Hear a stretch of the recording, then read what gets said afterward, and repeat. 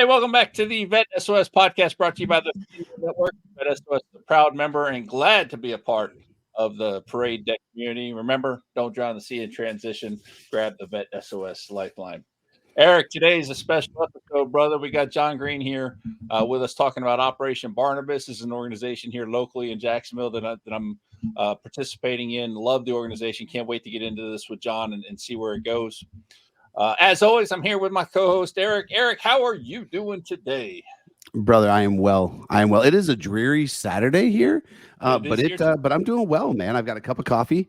I've got one of my best friends here with Shawn, and then I get to hang out with John, dude. I'm pumped up. Let's get after it. Let's do it. Oh, you're not going to do your catchphrase? Pitter patter. Let's get at her. For all those just learning, I think that phrase was coined at the mix, so you'll be hearing that a lot more out of Eric, no doubt. So let's get right into it here. We got John Green Jr. He's the founder of Transformative Education Services, Trinity Transportation, and Operation Barnabas. He earned a BA in English Education and a Master in Educational Leadership from the University of North Florida. John was an educator for 25 years, serving as an English math teacher, at-risk computer lab coordinator, coach, athletic director, and principal. So essentially, he was the only person at the school doing everything. In 2018, John left public education to work full-time in ministry. He began working in the youth ministry through First Baptist Church here in Orange Park, where he joined the Fellowship of Christian Athletes, co-founded Operation Barnabas, and became the character coach for the Jacksonville Athletic Academy. Through these ministries, John has mentored thousands of young people, military veterans, and first responders, and assisted in the restoration of 157 of our nation's heroes from homelessness to wholeness. In 2023, John founded Trinity Transportation with a business model of a for-profit business funding a nonprofit ministry and employing veterans in the program. And believe me, that was the abbreviated version of the bio. John is well accomplished in several areas. John, I'm so excited to have you on here today. How you doing? Thanks, guys. Hey, I'm sorry I had to do that to you. My wife wrote that, so I don't know. I think it's all good. I think it's all true. There you go. If she said it, it's got to be truth. So, all right. So, John, I'm really curious, having got to know you over the last couple of months. I don't think you and I ever talked about the journey. So I'd love for you to tell us about the journey today, about how being an educator for 25 years, you made that journey into ministry and eventually starting Operation Barnabas and several other things. So if you would, please enlighten us a little bit on that journey from being an educator to minister. So it's really a long story and longer than this podcast. I probably should write it in a book or a novel. But the main thing that happened is I took a job in Bradford County as a principal, and right about that time the Parkland shooting had occurred. And so in a very short period of time, I went from a career-long educator. That's all I thought I'd ever be, a coach, a teacher. That's all I wanted to be. To I was the first principal in the state of Florida to carry a firearm on a campus. I was the first guardian. And it was kind of shocking. It was surreal. It really was. I can remember the first day that I put I wore an ankle holster, and I'm getting ready for school like I had every day for 20 plus years, and I'm putting a gun on my ankle, and it was just surreal. It really was. I just didn't, and knowing what I could potentially have to use that for was just kind of shocking to your system. And shortly after that, I had a student, 7th grader, commit suicide. And so kind of the combination of those two things, the carrying the weapon on the campus and having a 7th grader, 12 years old, kill him, take his life. I just realized I wanted to do more. I wanted to be able to do more than I was already doing. And I'm a Christian, and I know that my journey, my story, I wouldn't be sitting here with you guys today if it wasn't for Jesus Christ, if it wasn't for God. So I wanted to be able to share that message with as many people as possible. So that was kind of the transition. I told my wife, first time ever, I know you're supposed to have a kind of a job lined up before you quit your job, but I put a resignation in February, really not having any idea what God was going to lead me to. I just knew that I needed to do more and wanted to do more. And that led me to, like I said, First Baptist Church and FCA and my best friend Trey and us founding Barnabas. It kind of just all happened. God, you know how God is. He just kind of pours it out at once. And that's how I began in ministry. That's an amazing journey to go from there, and just those two big, I would say, monumental events occurring, because I never really even gave it a thought about the teachers carrying weapons. And even though I have a child in middle school, it wasn't really something I really thought about. And to hear that from you is that had to just completely change your point of view. It changed everything. I mean, it really did. We did 6 months of training with the Bradford County SWAT team. So we went through a watered down version of what the SWAT team guys have to go through.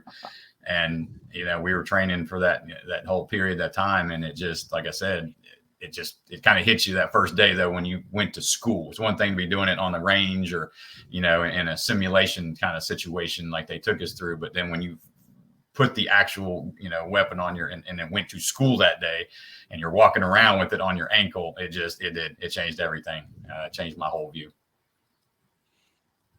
Wow. Wow. So I'm baffled. I'm not normally at a loss of words there, Shawn. No, you're not. That is, I can't even imagine, as somebody who, carried a gun, right, for a long time. That sounds so normal, but you're right. That environment that you had to walk that firearm into changes everything about it. Yeah. Thank you for doing that as a dad, right? As a guy who's raised kids. Thank you for being the one that stood up and decided he was going to be a part of what protected our children. That means a lot.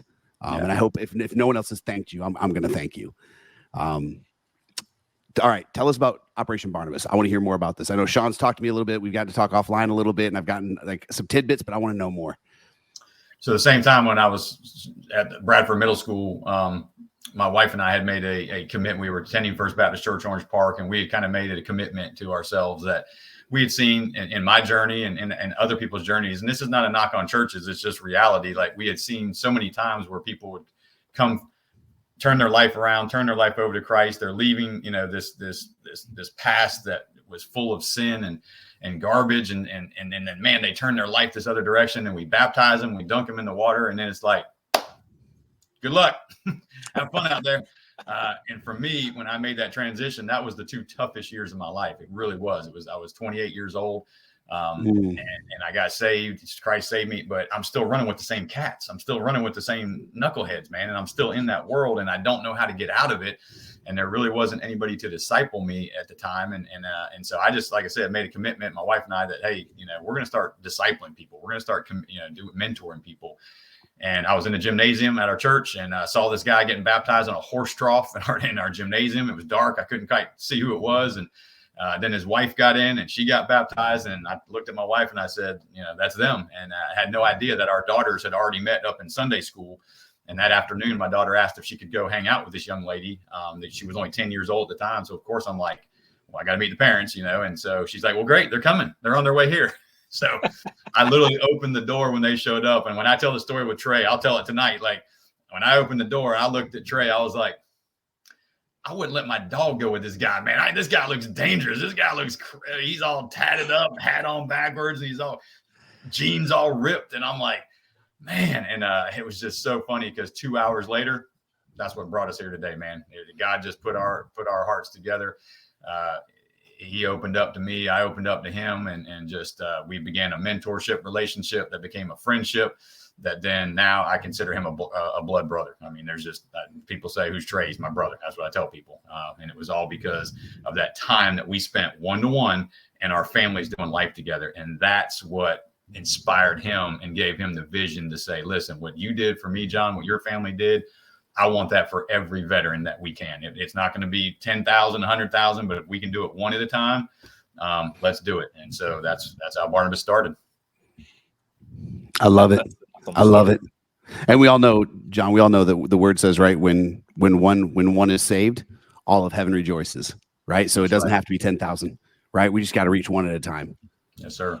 So, oh man, that's awesome. I love that. I love having the idea of, and the idea of having people in our lives that we can count on, that are there, that hold us accountable, right? That want to do life and walk a Christian path with us. It's so vital. Yeah, that's so vital. Huge. It's huge. And when we went to go look for the name, it was funny. I have these 4 volumes. There's 4 volumes of alphabetical, every name, place in the entire Bible. And it's crazy, these old books. And so we started literally with A. And we were just going through, nothing hit. Got to B, and we hit Barnabas, and Barnabas means son of encouragement. Yep. And when you meet Trey, there's no other word for him than Barnabas. He is the most encouraging man I've ever met in my entire life. No matter what's going on in his life, the guy will text you in the middle of the day, I love you. Like, just amazing. And so when we hit Barnabas, it was like, that's it. We're, Operation Barnabas. That's awesome how it just jumps out at you. It's kind of like baby names, you start looking for that baby name, that perfect name, and eventually it just jumps out at you. At least that's how it worked for us. So, all right. So tell us, you told us how you got started here. So tell us, what happens with Operation Barnabas? If you find somebody who needs the services that Barnabas provides, what is going to happen? So when we first started, it was me and Trey. That was it. And we had a camper that somebody had donated to us. And so we knew we had to get, if you're homeless, what's the first obvious need? A place to stay, a roof over your head. So we knew we needed a place to put these guys if we were going to be able to mentor them and help them, because if they're out running on the streets, it's hard to have a relationship. It's hard to do life together. So we got this camper donated, and we drove that thing all over Clay County, Duval County, Northeast Florida. We would park it wherever somebody would let us park it. And again, slow, methodical, one vet at a time. And I think our first one guy we put in there, if I remember right, was a JAG attorney. And he was living behind a church in Keystone Heights, and we were able to pull him out and get him. And so what happens is we called it triage. And so as soon as we put him in a camper or in a hotel or a room, wherever we put them, we kind of triage the situation. What are the biggest needs? How did they get into this situation in the first place? Because these are warriors. These are men and women that have done amazing, obviously been successful in life. So how did we kind of back up the spiral, the downward spiral? We kind of go back up and see how they got there. What do we, is it a job? In the Jacksonville area, we found that reliable transportation. You can't get to a job. We don't have reliable public transportation. So we realized quickly that we were going to need cars. And so we just kind of started putting it all together. So we say reliable transportation, reliable housing, and reliable employment. That's the first thing we start putting together as we mentor them towards wholeness. And we know that first job, if you've been homeless, if you've been out of work for 6, 7, 8 years, you're not going to get a living wage right away. So that first job might be that minimum wage job, but at least it's putting money in your pocket. It's building your credit back. It's giving you that experience. The car is getting you to and from work where you need to get. So that's kind of what we did, is we just kind of did that. Then we met a lady named Kathy White. She had a hotel on Wells Road, the Stay Suites of America, and that changed Barnabas forever. That's why we're here today, because she looked at me and Trey. We were actually just coming to her, ask for a donation. And she looked at both of us and she goes, "What do y'all want? What do you want?" She was one of those in-your-face ladies. We love her. We call her our mom to this day. And I said, "We need a place to put veterans." And she goes, "How many rooms you need?" So I'm shooting low. I'm going like 5. She goes, 10. You got them. They're yours. 24 hours a day, 7 days a week, no charge. Wow. Her hotel. And that changed the game right there, because now we can get 10 veterans in at a time. And it just, it rolled after that, man. So we would put them in the hotel. We would take them off the street, put them in a hotel, hot shower, hot meal. Within 24 hours, they were assigned a mentor. And then here we go. We're putting those pieces together that we talk about towards wholeness.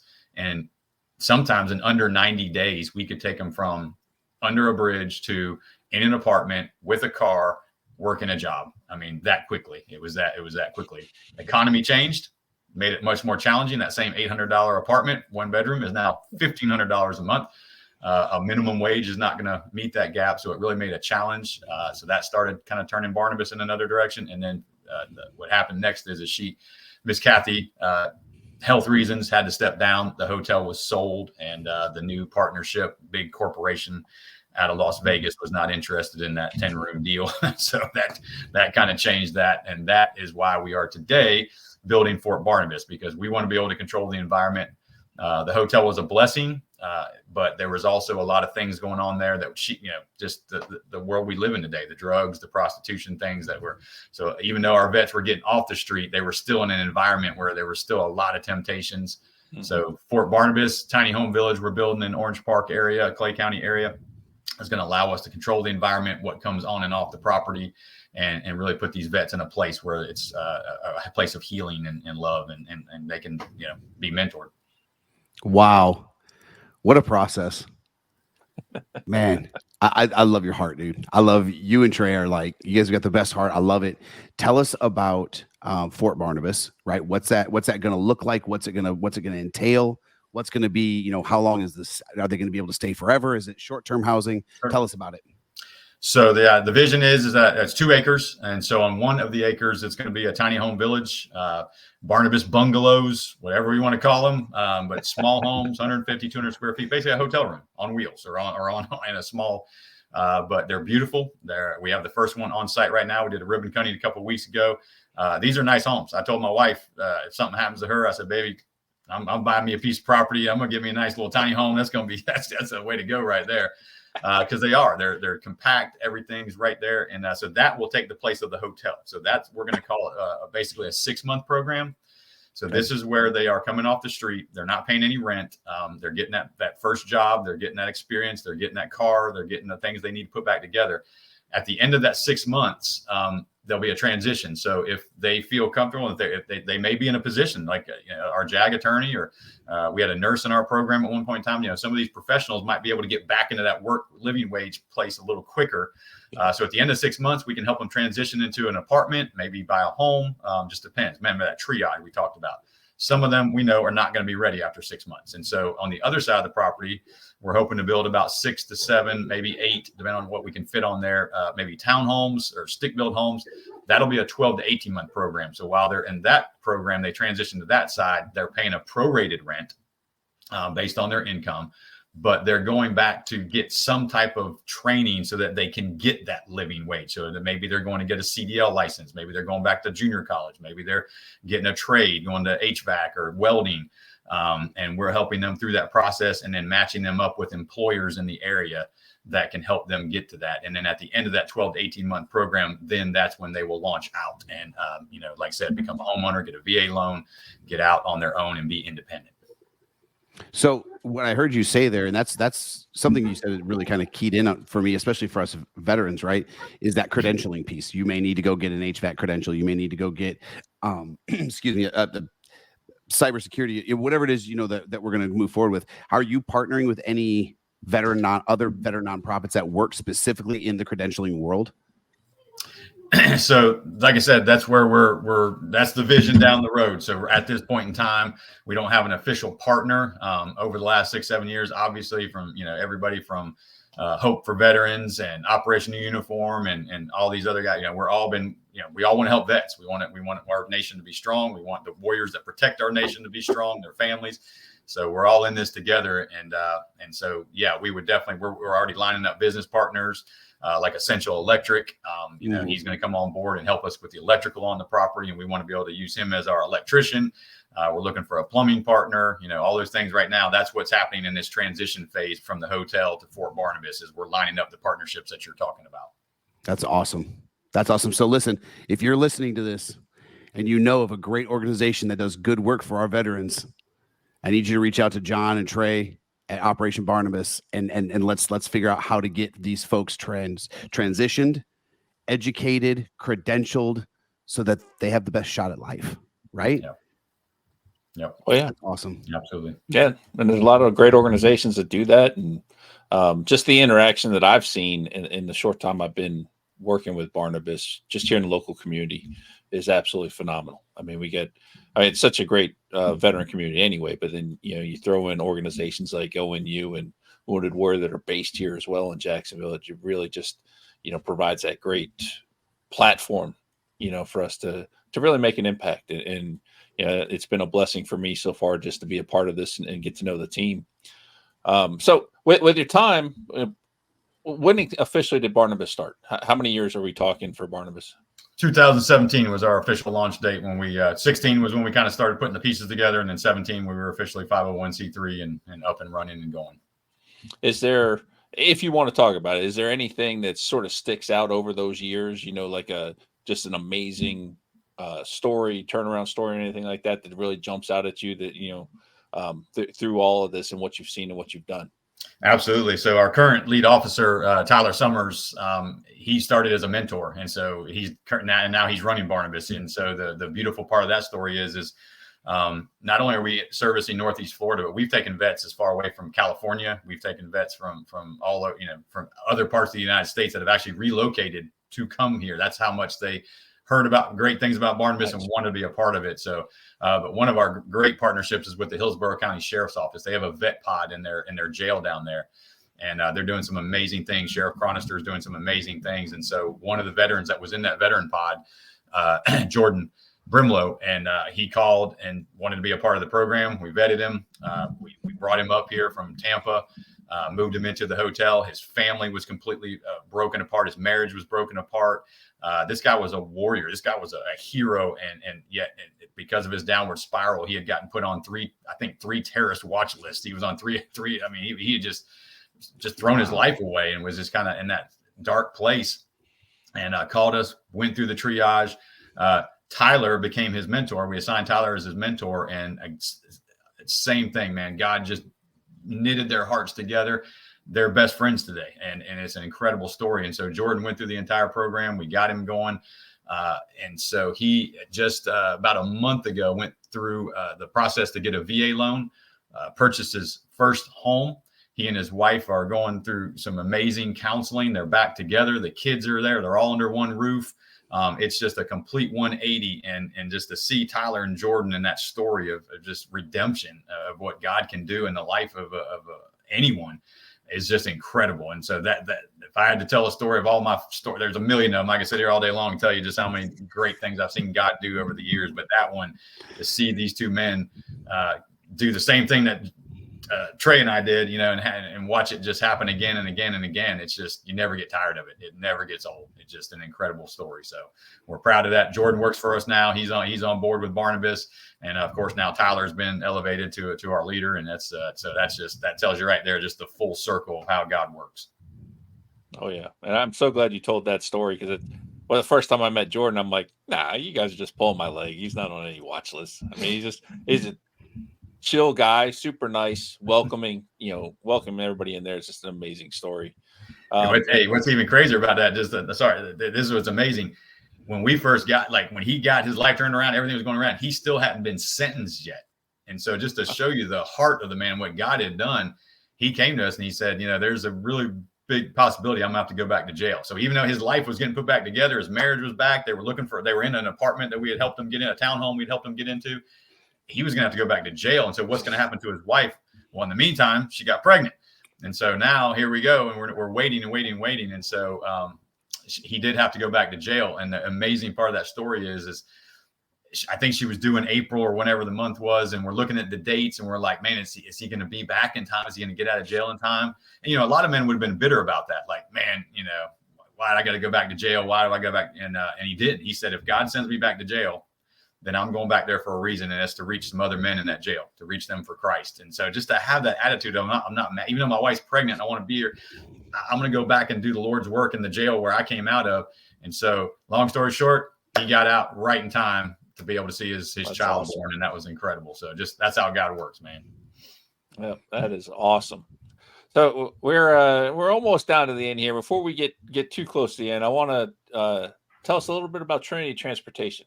What are you trying to do with that?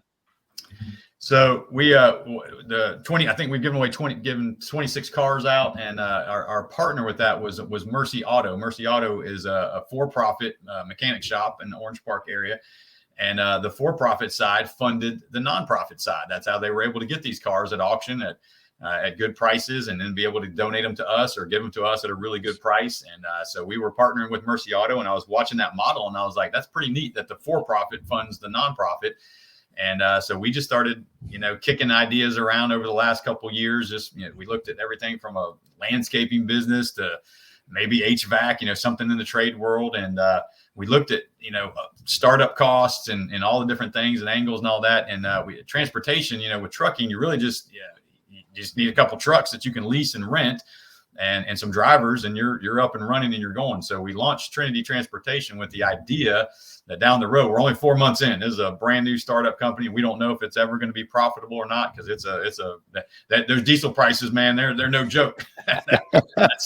They get you on that. And that insurance too. There's other guys making a lot of money, but right now we're still in that startup phase. But we're hoping, praying down the road that this grows and that we're able to make a profit and then donate those profits back to Barnabas and be able to pour that back into to the veterans. And then, as we talked about on the 12 to 18 month side, if they would like to go get a CDL license, we're pipelining those guys right into Trinity Transportation, putting them on the road, putting vets in trucks. And we're hoping right now we're doing semis, but we're going to hopefully branch out into box trucks. And if we do the box trucks, they don't need the CDL. They just need a clean driving record. So that'll be an easier pipeline for these guys to get on the road and start driving. So that's kind of the vision for it. We have no idea. We're not truckers. We don't, we're learning as we go. We're making, the necessary decisions we need to get going, but it's in God's hands at this point. But it is something, even if this one doesn't work, we are looking for a model where we have a for-profit business that helps Barnabas down the road. I love it.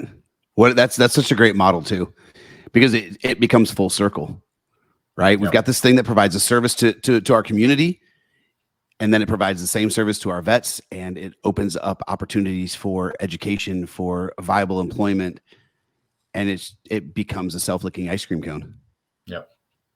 That's awesome. Yep, absolutely. Yeah, we're excited about that. And on the property too, at Fort Barnabas, we talked about the 2 housing, but we also would like to have, the big dream is we have a chapel on that place, a multi-purpose building. Actually, we know we're gonna need a laundry place to do their laundry in the tiny home because there's not washer and dryers in there. So a laundry area, counseling center, classrooms, and then a chapel and all that. So all that would kind of tie together. Trinity Transportation business could be housed there. So that's going to be part of that vision too, is having that multi-purpose building at Fort Barnabas.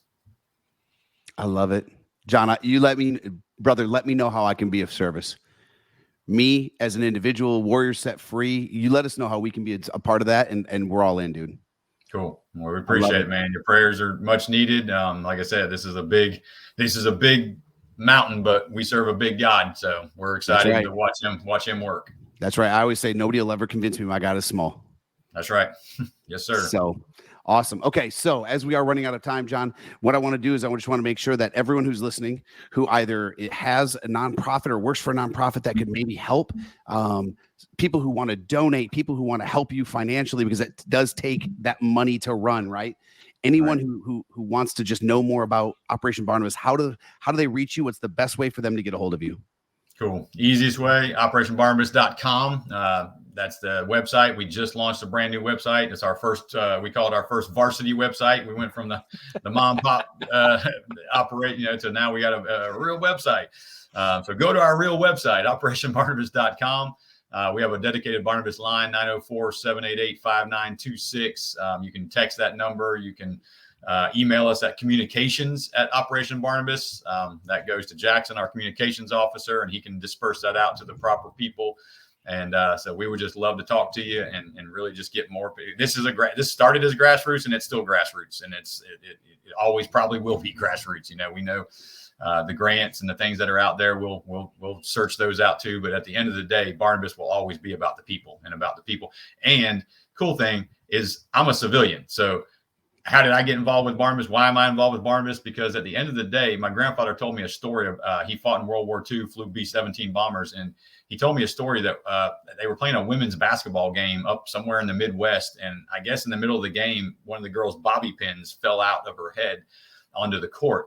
And they actually stopped the basketball game to search for that bobby pin because that medal was so precious, because that medal represented our boys, our young men that were over there fighting for our freedom. That stuck in my head my entire life, that even as a civilian, it's my responsibility and it's my duty to make sure that you guys as veterans are supported. And so it was natural for me to say, oh yeah, I'll be the concerned civilian. I'll represent the civilian population. So this is not just a veterans organization. This is us. This is us as a country, as a people, supporting the men and women that give us the freedom to put our heads on that pillow every night, knowing we're safe and free. I love it. And as a veteran brother, thank you for your heart, man. Again, I could not be more grateful for people like you, for you specifically, with a heart, just to look out for us and to make sure that we, when we find ourselves in a down and out position, right, that maybe we've got some hope, we've got some light at the end of that tunnel. And I appreciate you being the one that stands there holding that light. So listen, thank you so much for being here, John. It's been incredible. I love learning about this organization. And again, I'm just going to say it one more time so it's recorded, brother. If you need me, all you've got to do is call. I've got you. You are absolutely covered in our prayers. Me and my family's prayers, you'll be covered. But we love you. We're grateful for everything that you do. And to everybody watching, thank you so much for taking the time to sit and listen to us. Please reach out and find a way to help out Operation Barnabas. And let's get involved. On behalf of the VET S.O.S family, we'd like to thank everyone for joining us today. Make sure you follow and subscribe to us on YouTube and your favorite podcast platforms. Remember, don't drown in the sea of transition. Grab the VET S.O.S Lifeline. We'll see you guys later.